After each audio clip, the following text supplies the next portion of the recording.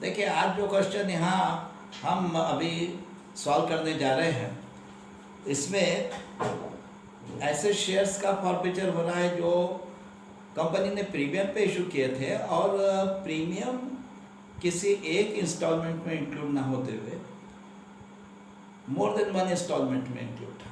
तब अभी तक कई क्वेश्चन में हमने देखा कि प्रीमियम केवल अलॉटमेंट मनी वाले इंस्टॉलमेंट में इंक्लूड होता है, लेकिन यहाँ पे आज के इस क्वेश्चन में जो प्रीमियम है वो केवल अलॉटमेंट मनी में इंक्लूड नहीं है, वो अप्लीकेशन मनी में भी इंक्लूड है और अलॉटमेंट मनी में भी इंक्लूड है।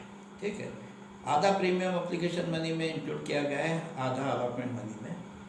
और इस तरह के जो शेयर्स हैं जो प्रीमियम पे इशू किए गए हैं, जिनका आधा प्रीमियम अप्लीकेशन मनी में इंक्लूड है, आधा अलॉटमेंट मनी में इंक्लूड है, ऐसे कुछ शेयर्स में से एक शेयर होल्डर मिस्टर मनोज के 800 शेयर्स का कंपनी अलग अलग केसेस में फॉरफीचर कर रही है। अलग अलग केसेस में अलग अलग रीज़न बताए गए हैं फॉरफीचर के, और आपको अलग अलग केसेस में फॉरफीचर की अलग अलग एंट्रीज करना है। देखिए क्वेश्चन किस तरह से, रजनीगंधा limited company issued 40,000 equity shares of ₹10 each at premium of ₹4 per share payable as on application ₹4 per share including premium ₹2, on allotment ₹6 per share including premium ₹2, on first call ₹2 per share, on second and final call ₹2 per share which was not yet made. Okay. Of these shares, 800 shares of Mr. Manoj was forfeited by the company. Past journal entries for forfeiture of his shares in the following cases. First case है, Manoj failed to pay allotment money and his shares were immediately forfeited. Second case, Manoj failed to pay allotment money and on his subsequent failure to pay first call money, his shares were forfeited.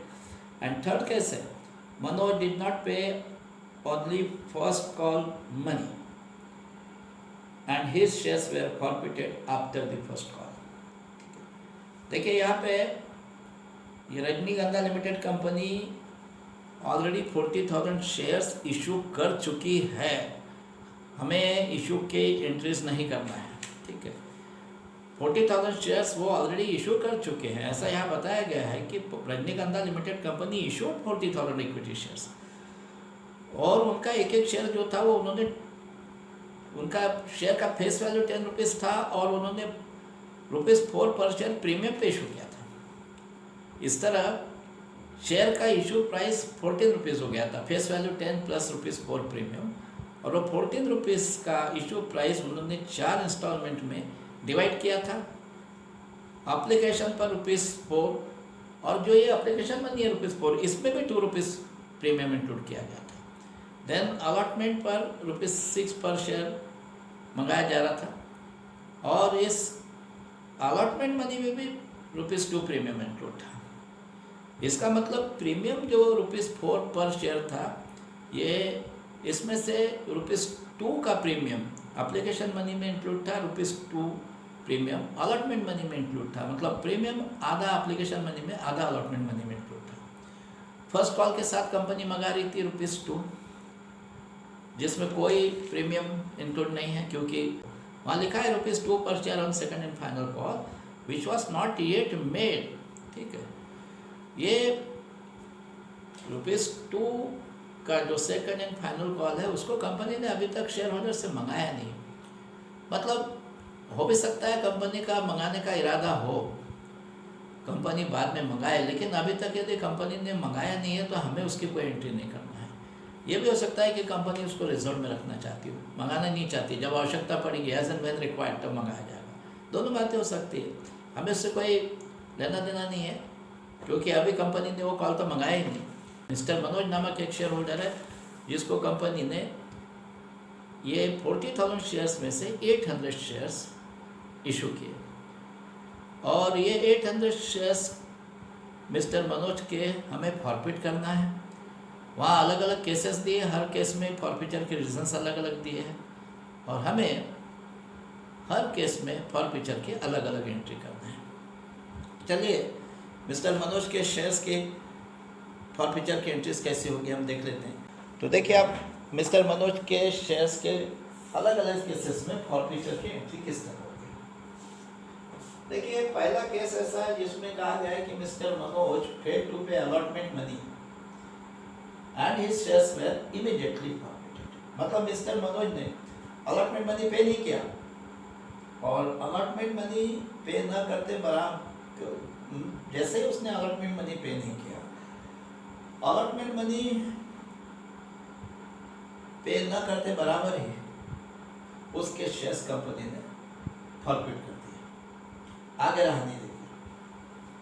तुरंत allotment वाला instalment जैसे ही उसने पे नहीं किया उसके shares forfeit किए हुए हैं।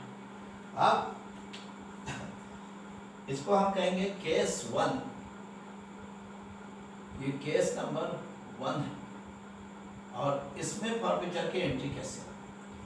अब आपको पता है कि जब हम किसी शेयर होल्डर के शेयर्स फॉरफिट करते हैं तो फॉरफीचर की एंट्री में सबसे पहले हम इक्विटी शेयर कैपिटल अकाउंट को डेबिट करते हैं और किस अमाउंट से, जो शेयर फॉरफिट किए जा रहे हैं वो शेयर्स पर फॉरफीचर के स्टेज तक जितना अमाउंट शेयर कैपिटल अकाउंट में क्रेडिट हो चुका होगा उसको वहाँ से रिवर्स करने के लिए उतने ही अमाउंट से जितना कि शेयर कैपिटल में क्रेडिट हुआ होगा हम इक्विटी शेयर कैपिटल अकाउंट को डेबिट करते हैं।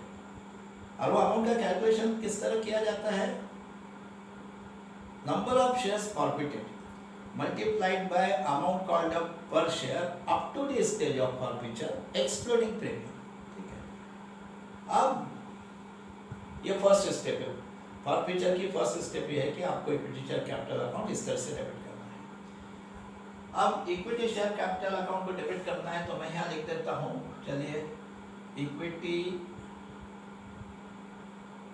शेयर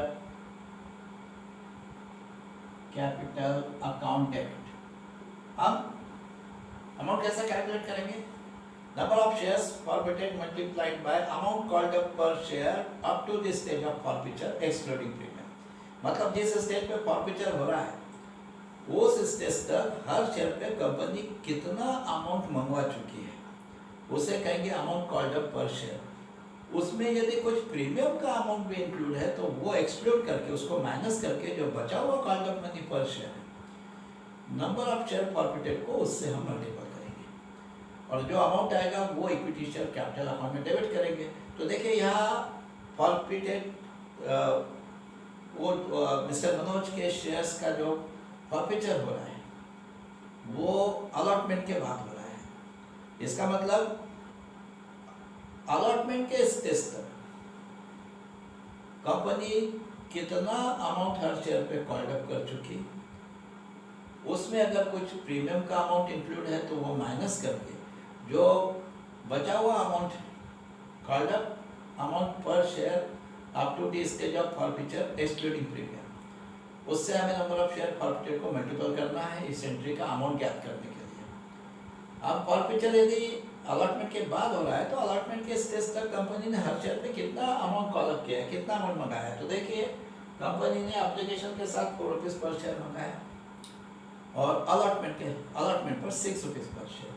तो वैसे तो कंपनी अलॉटमेंट के स्टेज तक पर शेयर 10 रुपीज़ कॉल कर चुकी है, लेकिन अब समस्या ये है कि यहाँ एप्लीकेशन मनी में भी ₹2 पर शेयर प्रीमियम इंक्लूड था और अलॉटमेंट मनी में भी ₹2 पर शेयर प्रीमियम इंक्लूड था। यानी टोटल ये जो 10 रुपीज़ कंपनी ने अलॉटमेंट के स्टेज तक कॉल अप किया है इसमें 4 रुपीज़ तो प्रीमियम का था और प्रीमियम हमें एक्सक्लूड करना है। तो 10 रुपीज़ में से 4 रुपीज़ माइनस करके 6 रुपीज़ पर शेयर जो है उसे हम ऐसा मानेंगे कि this is called up money per share up to the stage of forfeiture excluding premium.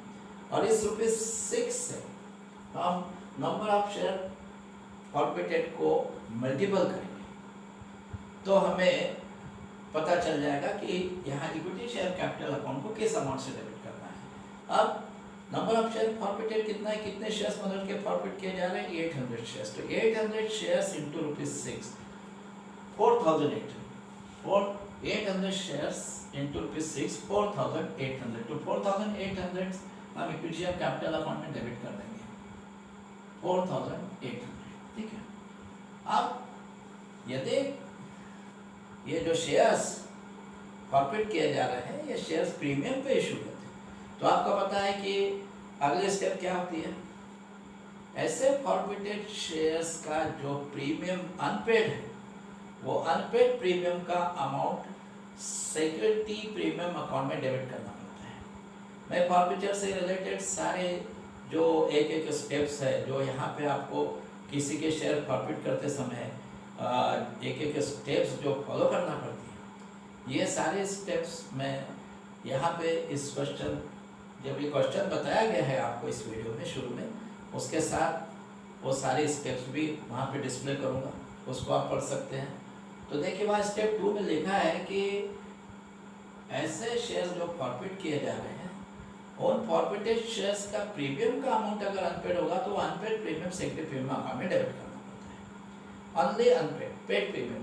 तो अब देखिए यहाँ हर शेयर पे प्रीमियम था 4 रुपीज़ और उसमें से 2 रुपीज़ प्रीमियम एप्लीकेशन मनी में इंक्लूड था और 2 रुपीज़ अलॉटमेंट मनी में इंक्लूड था। अब ये मिस्टर मनोज के 800 शेयर्स का प्रीमियम का अमाउंट वैसे तो हो रहा था 800 इंटू रुपीज़ 4 पर शेयर, क्योंकि 4 पर शेयर प्रीमियम था तो 800 इंटू रुपीज़ 4 3200। टोटल प्रीमियम तो इसका शेयर्स का 3200 हो रहा था, पर यहाँ पे क्योंकि प्रीमियम का हाफ अमाउंट एप्लीकेशन में इंक्लूड कर दिया गया था ₹2 पर शेयर और एप्लीकेशन मनी तो मिस्टर मनोज ने पे किया है अपने शेयर्स का, अपने शेयर का एप्लीकेशन मनी मिस्टर मनोज पे कर चुके हैं। तो इसका मतलब प्रीमियम का भी ₹2 पर शेयर वो पे कर चुके हैं। टोटल जो प्रीमियम था ₹4 पर शेयर उसमें से अपने हर एक शेयर का ₹2 पर शेयर प्रीमियम वो पे कर चुके हैं, क्योंकि वो एप्लीकेशन मनी में इंक्लूड था और he has paid application money. तो इसका मतलब उनके शेयर्स का ₹2 पर शेयर के अनुसार 800 शेयर्स का 800 इंटू ₹2 1600 का प्रीमियम तो पेड है।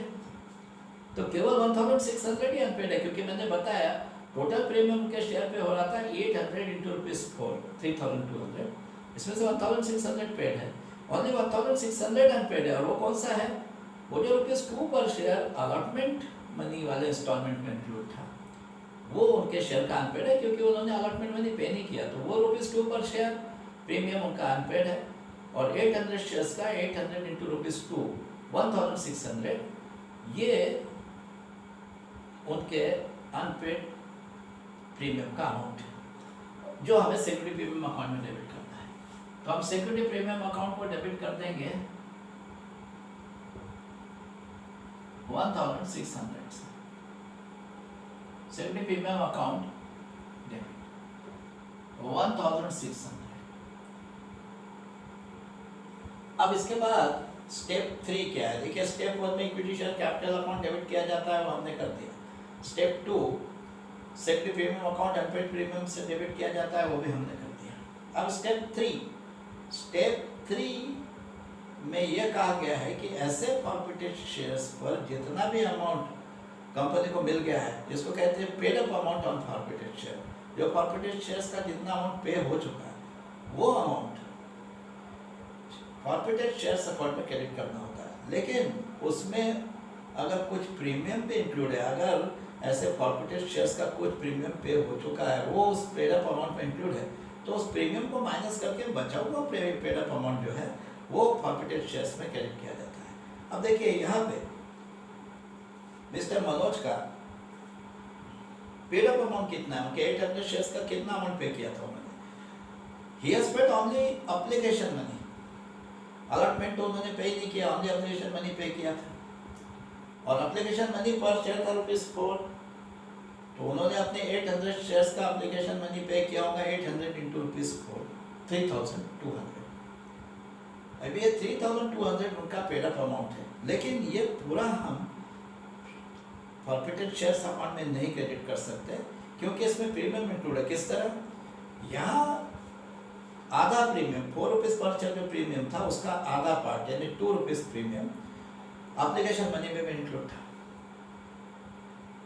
तो इनके शेयर का 800 इंटू ₹2 1600 प्रीमियम ये जो उन्होंने अमाउंट पे किया 3200 इसमें इंक्लूड है, क्योंकि जो एप्लीकेशन मनी था 4 पर शेयर उसमें का 2 रुपीज़ पर शेयर कैपिटल में जाने वाला था, 2 रुपीज़ पर शेयर सिक्योरिटी प्रीमियम में जाने वाला था। इस तरह कुल मिला के 4 रुपीज़ पर शेयर एप्लीकेशन मनी था।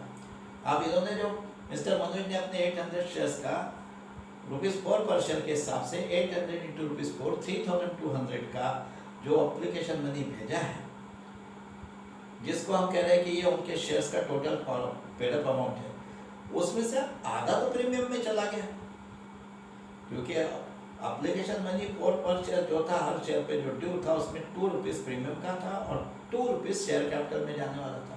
तो ऐसा समझ लीजिए कि इनके भी एप्लीकेशन मनी का आधा पार्ट जो इन्होंने पे किया था 3200, उसका आधा पार्ट 1600 तो सिक्योरिटी प्रीमियम में चला गया था। अब वो इसका मतलब 1600 इनके शेयर्स का सिक्योरिटी प्रीमियम पेड अप था और ये 3200 के उनके टोटल पेड अप अमाउंट में इंक्लूड था। वो हमें माइनस करना पड़ेगा, ठीक है। उसको आप कॉर्पोरेट शेयर सभा में क्रेडिट नहीं कर सकते। तो 3200 में से यदि 1600 तो उनका सेकेंडरी प्रीमियम अकाउंट में चला गया था, यानी वो तो प्रीमियम का अमाउंट है जो पेड था। तो टोटल पेड अप अमाउंट से प्रीमियम पेड का अमाउंट माइनस करने पे कितना बच रहा है? 3200 टोटल पेड अप अमाउंट था उनका 800 शेयर्स का ₹4 के हिसाब से। अब उसमें से 1600 प्रीमियम का था और जो पे हो चुका था, ठीक है। तो फिर 3200 से प्रीमियम का 1600 माइनस करके जो बचा हुआ 1600 है उसको हम कॉर्पोरेट शेयर्स अकाउंट में क्रेडिट करेंगे। तो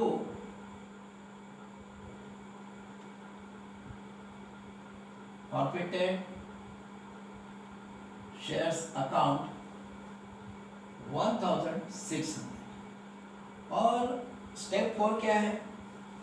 जिस किसी इंस्टॉलमेंट का अमाउंट उन्होंने पे नहीं किया होगा, उस इंस्टॉलमेंट का जितना अमाउंट अनपेड है वो अनपेड अमाउंट उसी इंस्टॉलमेंट के अकाउंट में क्रेडिट कर दिया जाता है। जैसे यहाँ उन्होंने अलॉटमेंट मनी वाला इंस्टॉलमेंट पे नहीं किया, तो अलॉटमेंट मनी का जितना अमाउंट उनका अनपेड है वो इक्विटी शेयर अलॉटमेंट अकाउंट में क्रेडिट करना होगा।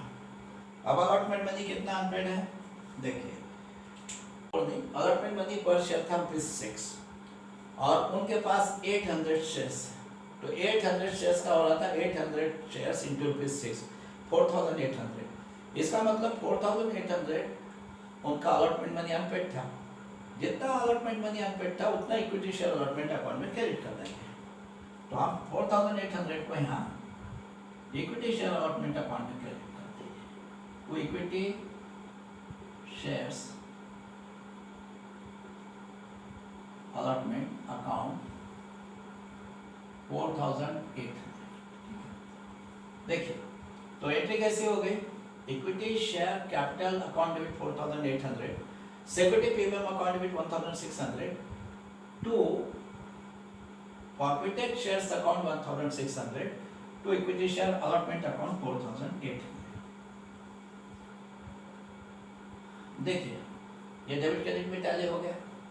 ये केस 1 में मिस्टर मनोज के 800 शेयर्स के फॉरफीचर की एंट्री होगी। मगर ये एंट्री करते समय हमने ऐसा सोचा कि company does not maintain any calls in arrears account, क्योंकि अगर कंपनी कॉल्सियरियस अकाउंट मेंटेन करती है तो वो जो 4800 का अनपेड अलॉटमेंट मनी है उसे कंपनी कॉल्सियरियस अकाउंट में ट्रांसफर कर देगी। अगर वो कॉल्सियरियस अकाउंट में ट्रांसफर कर दिया गया है तो ये जो एंट्री है फॉरफीचर की ये भी थोड़ी सी चेंज हो जाएगी। उस केस में अल्टरनेटिव एंट्री कैसी होगी वो भी मैं यहाँ बता देता हूँ। ये कंपनी मेंटेन्स कॉल्सियरियस अकाउंट, देन ये अल्टरनेटिव एंट्री इस तरह से होगी। इक्विटी शेयर कैपिटल अकाउंट तो उतनी अमाउंट से डेबिट किया जाएगा जैसे ऊपर वाली एंट्री में है। Equity share capital account debit 4800 और सिक्योरिटी प्रीमियम अकाउंट भी उतनी अमाउंट से डेबिट किया जाएगा जो उनका अनपेड प्रीमियम है 1600। Security premium account debit 1600। Even forfeiture share account को भी उतना ही अमाउंट से क्रेडिट किया जाएगा जैसे ऊपर वाले एंट्री में क्रेडिट किया गया है। To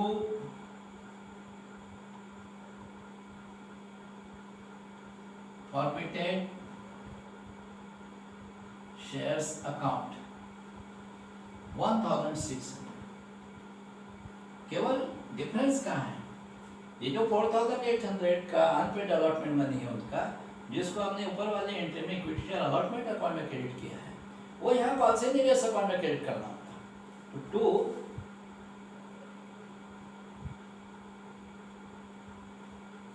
calls in arrears account 4800।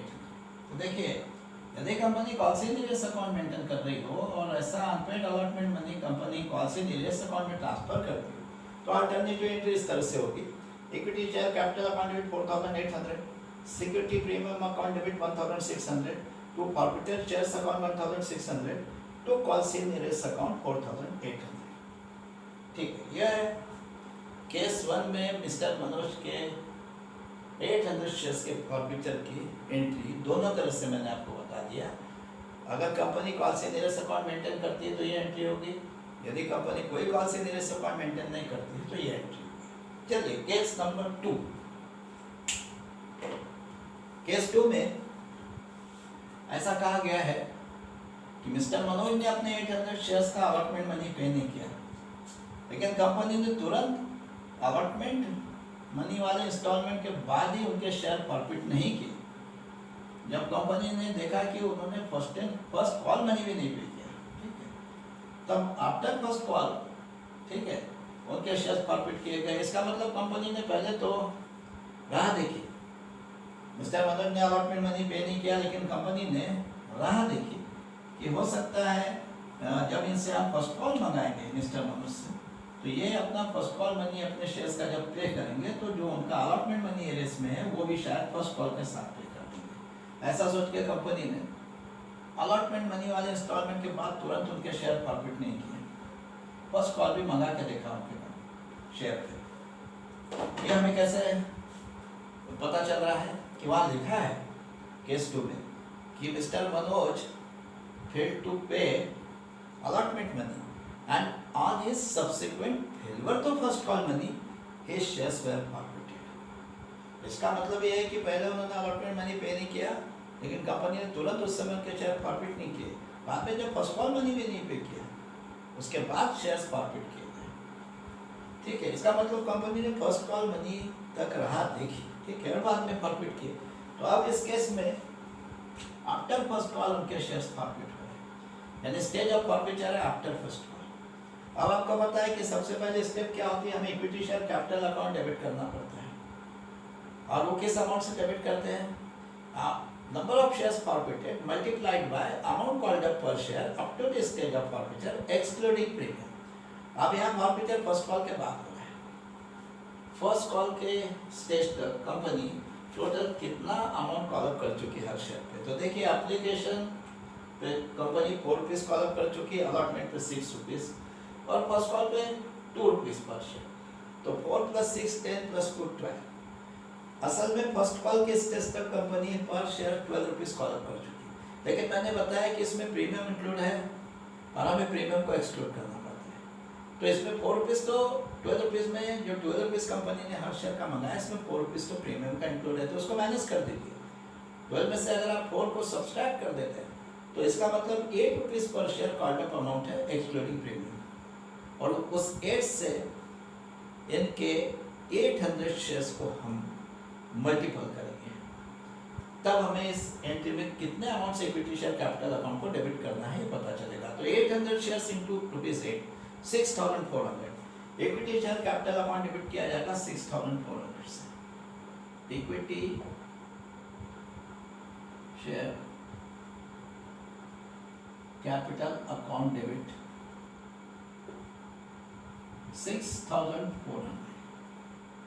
और अब प्रीमियम तो इनके शेयर का जितना अनपेड है उतना ही सिक्योरिटी प्रीमियम अकाउंट में डेबिट किया जाता है। अनपेड प्रीमियम कितना है? अब देखिए, यहाँ पे मिस्टर मनोज एप्लीकेशन मनी पे कर चुके थे, और क्योंकि ₹4 पर शेयर जो प्रीमियम था उसमें से आधा प्रीमियम ₹2 पर शेयर एप्लीकेशन मनी में इंक्लूड था। और क्योंकि अपने शेयर का एप्लीकेशन मनी पे कर चुके हैं तो ऐसा मान लो कि अपने शेयर का आधा प्रीमियम भी ये पे कर चुके हैं, क्योंकि आधा प्रीमियम ₹2 पर शेयर एप्लीकेशन मनी में इंक्लूड था। तो इनके शेयर का 800 शेयर इंटू ₹2, ये 1600 का जो प्रीमियम था वो तो ये एप्लीकेशन मनी पे कर चुके हैं, इसलिए वो पे हो गया था। फिर वो जो ₹2 का बचा हुआ प्रीमियम था जो अलॉटमेंट मनी में इंक्लूड था, वो इन्होंने अपने शेयर पे नहीं पे किया, क्योंकि इन्होंने अलॉटमेंट मनी नहीं पे किया तो उसमें जो प्रीमियम इंक्लूड है वो भी पे नहीं किया। अब अलॉटमेंट मनी में प्रीमियम इंक्लूड था ₹2 पर शेयर, तो इनके 800 शेयर्स का अनपेड प्रीमियम हो रहा है 800 शेयर्स इंटू ₹2, 1600, वो भी 1600 ही हो रहा है। ठीक है, जितना पेड है उतने अनपेड भी है। वो अनपेड 1600 हम सिक्योरिटी प्रीमियम अकाउंट में डेबिट करेंगे, जैसा हमने केस 1 में भी किया था। सिक्योरिटी प्रीमियम अकाउंट डेबिट 1600, और इसके बाद के स्टेप क्या है, ऐसे शेयर्स पे जितना अमाउंट पे हो चुका है फॉरफिटेड शेयर, उसमें अगर कुछ प्रीमियम का भी अमाउंट इंक्लूड है जो पेड है तो उसको माइनस करके बचा हुआ अमाउंट हम फॉरफिटेड शेयर्स अकाउंट में क्रेडिट करते हैं। तो देखिए मिस्टर मनोज ने ओनली एप्लीकेशन मनी पे किया था 800 शेयर्स का, ₹4 के अनुसार 3200, लेकिन अभी हम देख चुके हैं कि उस 3200 में उनके शेयर का प्रीमियम इंक्लूड था 1600 और वो पेड है, तो फिर वो 1600 3200 से माइनस करके जो बचा वो 1600 है वो ओनली फॉरफिटेड शेयर्स अकाउंट में क्रेडिट किया जाएगा। देखिए केस नंबर 1 में और इस केस में फॉरफिटेड शेयर्स अकाउंट में क्रेडिट होने वाला अमाउंट सेम ही रहेगा, क्योंकि वहाँ पे केस नंबर 1 में भी फॉरफिटेड शेयर्स का paid up amount only application money था, केवल एप्लीकेशन मनी पे किया था उस केस में भी मिस्टर मनोज ने, यहाँ पे भी केवल एप्लीकेशन मनी पे किया है, तो पेड अप अमाउंट केवल एप्लीकेशन मनी है, इसलिए एंट्री अमाउंट सेम रहेगा। ठीक है, तो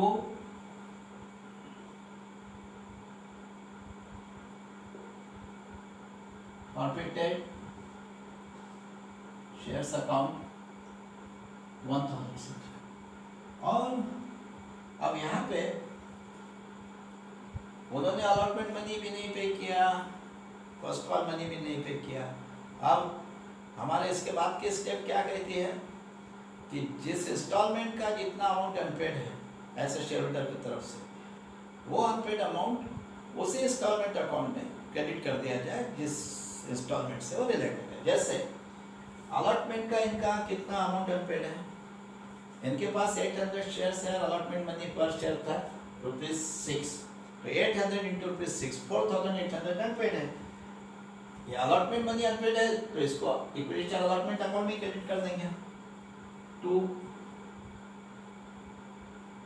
equity share allotment account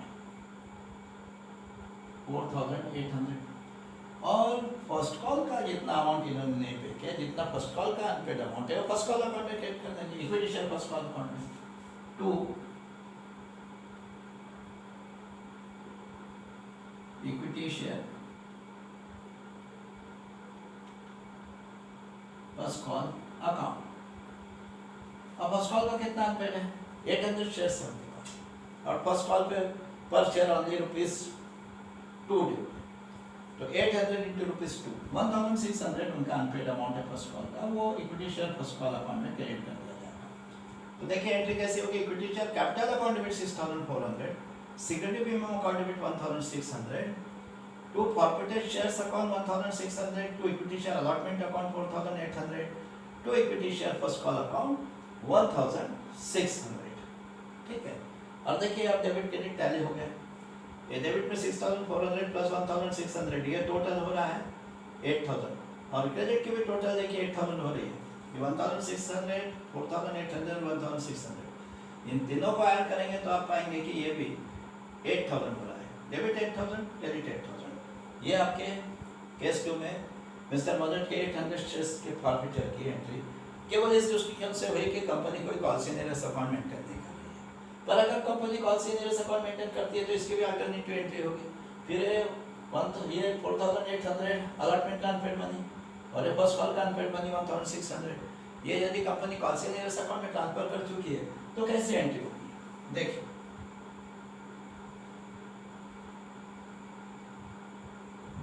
alternative entry. अब इस केस में देखिए, आप इक्विटी शेयर कैपिटल अकाउंट को जैसा इसके ऊपर की एंट्री में डेबिट किया है उतनी अमाउंट से डेबिट किया जाएगा। Equity share capital account debit 6400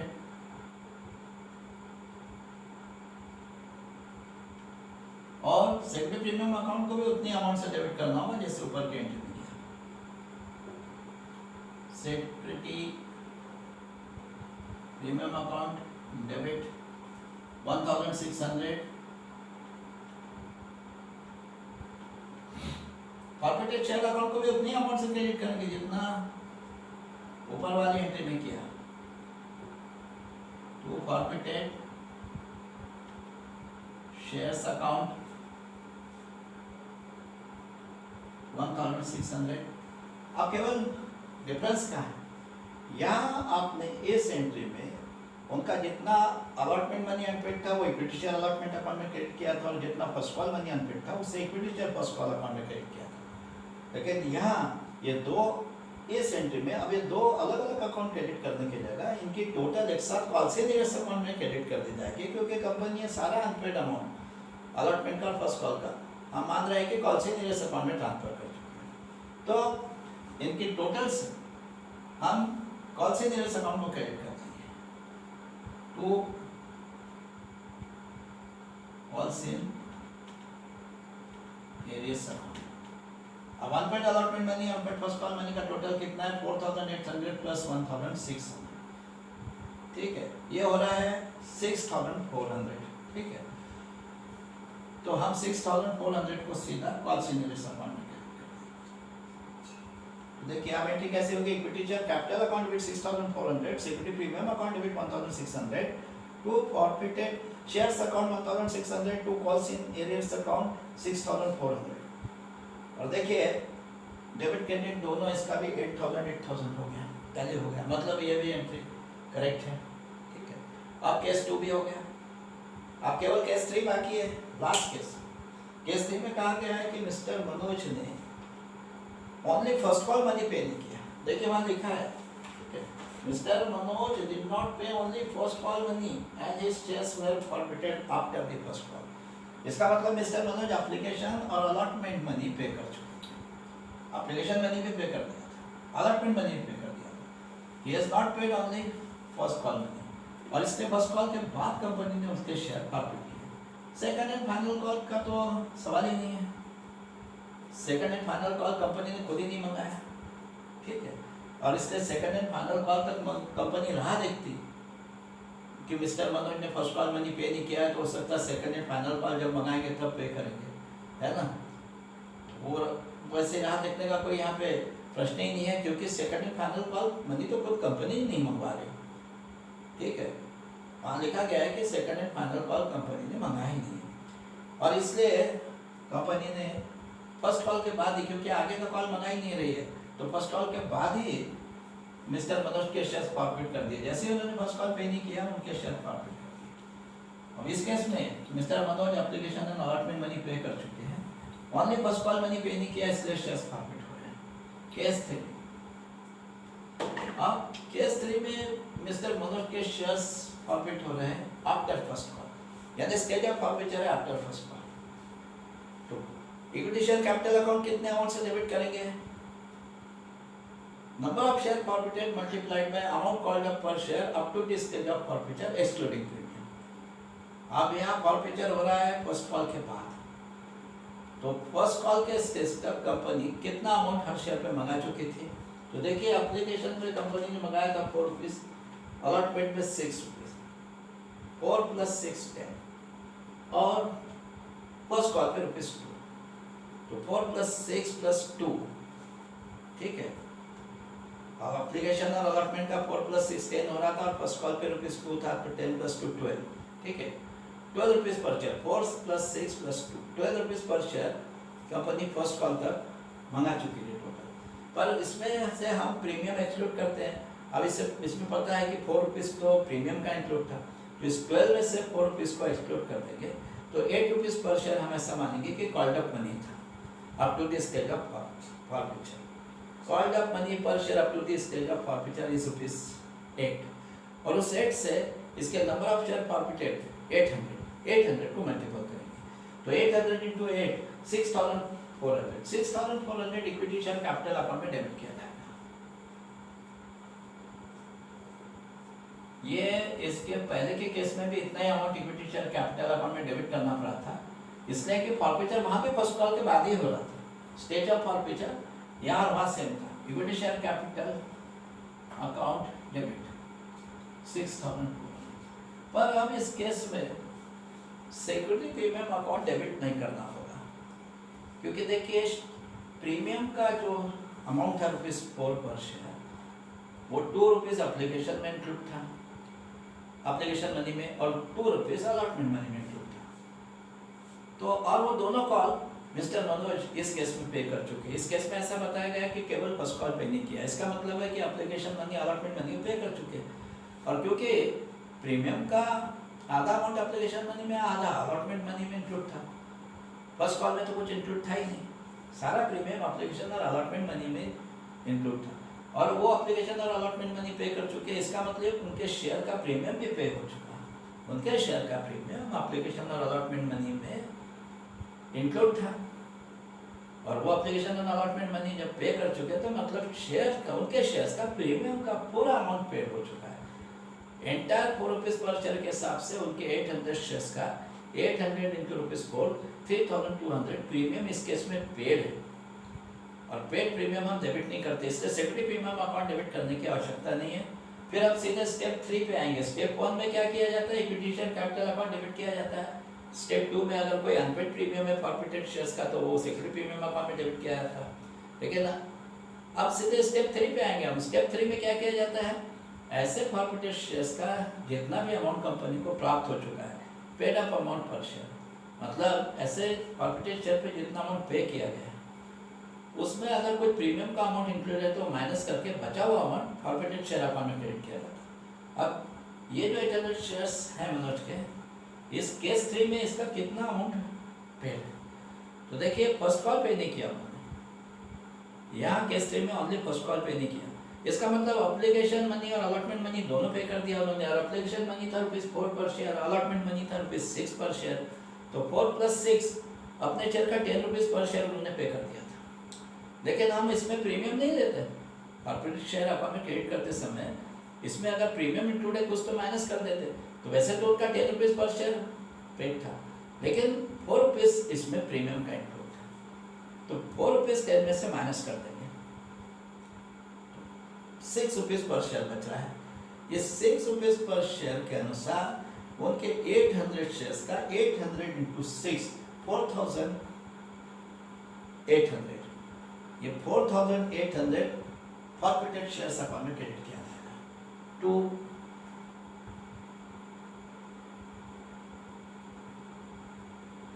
फॉरफीटेड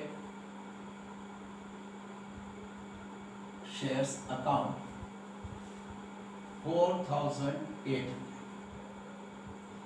और आपको पता है अब जिस इंस्टॉलमेंट का जितना अमाउंट अनपेड है वो उसी इंस्टॉलमेंट अकाउंट में क्रेडिट किया कर दिया जाता है। जैसे यहाँ ओनली फर्स्ट कॉल मनी नहीं पे किया, तो only first call money unpaid है, तो जितना फर्स्ट कॉल मनी उनका अनपेड है उतना equity share first call account में क्रेडिट कर देंगे। अब फर्स्ट कॉल पे ₹2 पर शेयर था, हर शेयर पे ₹2 पर शेयर ड्यू था, और उनके पास 800 शेयर है, तो 800 शेयर्स का 800 × ₹2 1600 अनपेड था, उसको हम equity share first call account में क्रेडिट कर देंगे to equity share first call account 1,600। देखिए तो एंट्री कैसी हो गई, equity share capital account debit 6,400, 2 forfeited shares account 4,800, 2 equity share first call account 1,600. Debit credit tally हो गया। देखिए डेबिट में 6,400, क्रेडिट में भी 6,400, मतलब ये एंट्री करेक्ट है। लेकिन ये एंट्री हमने जो की वो ऐसा सोच के कि कंपनी ने वो जो अनपेड फर्स्ट कॉल मनी है उनका वो कॉल सी नियरेस्ट अकाउंट में ट्रांसफर नहीं किया है। कंपनी कोई call in arrears account maintain नहीं करती, पर यदि company call in arrears account maintain करती है और ये अनपेड फर्स्ट कॉल मनी को कंपनी ने कॉल सी नियरेस्ट अकाउंट में ट्रांसफर कर दिया है, तो अल्टरनेटिव एंट्री कर सकती है। Alternative entry in case company maintains call in nearest.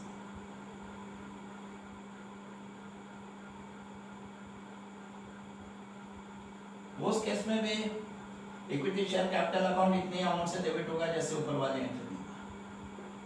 Equity share capital account 6,400। Security premium account debit नहीं होगा क्योंकि उनके शेयर्स का सारा प्रीमियम वो पे कर चुके हैं, अनपेड है ही नहीं, तो वो डेबिट नहीं होगा। फॉरफिटेड शेयर्स अकाउंट इतनी अमाउंट से क्रेडिट होगा जितना ऊपर के एंट्री में होगा क्योंकि उनका पेड अप अमाउंट तो इतना ही है, ठीक है। 2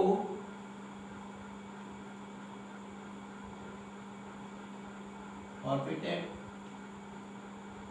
शेयर्स अकाउंट 4,800, चाहे कंपनी अनपेड अमाउंट को कॉल से नियरेस्ट अकाउंट में ट्रांसफर करे या ना करे।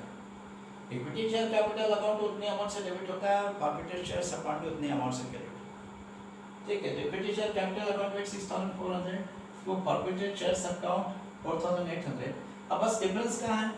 ये जो अनपेड फर्स्ट कॉल मनी हमने इस एंट्री में equity share first call account में क्रेडिट किया 1,600, उसको यहाँ कॉल से नियरेस्ट अकाउंट में क्रेडिट किया जाएगा क्योंकि कंपनी उससे कॉल से नियरेस्ट अकाउंट में ट्रांसफर कर चुकी है। 2 कॉल से नियरेस्ट अकाउंट 1,600। देखिए equity share capital account debit 6,400, 2 forfeited shares account 4,800, 2 call से नियरेस्ट अकाउंट 1,600। टैली हो गया। देखिए डेबिट क्रेडिट इधर भी 6,400 है, क्रेडिट में डेबिट में भी 6,400 है। एंट्री में केवल एक जगह डिफरेंस है, इक्विटी शेयर कैपिटल अकाउंट यहाँ जितने अमाउंट से डेबिट हुआ था उतने अमाउंट से यहाँ डेबिट किया गया है। फॉरफिटेड शेयर्स अकाउंट इस एंट्री में जितने अमाउंट से क्रेडिट हुआ था उतने अमाउंट से क्रेडिटेड है। बस ये 1,600 जो ऊपर वाले एंट्री में equity share first call account में क्रेडिट किया गया वो यहाँ कॉल से नियरेस्ट अकाउंट में क्रेडिट करना, ठीक। तो अब केस 3 में भी मिस्टर मनोज के 800 शेयर्स के फॉरफिटर की एंट्री मैंने दोनों ही दृष्टिकोण से समझा दी। कंपनी अगर कॉल से नियरेस्ट अकाउंट मेंटेन करती है तो ये एंट्री होगी, नहीं मेंटेन करती है तो ये एंट्री होगी। चलिए आज के इस क्वेश्चन के तीनों केसेस यहाँ हो चुके हैं और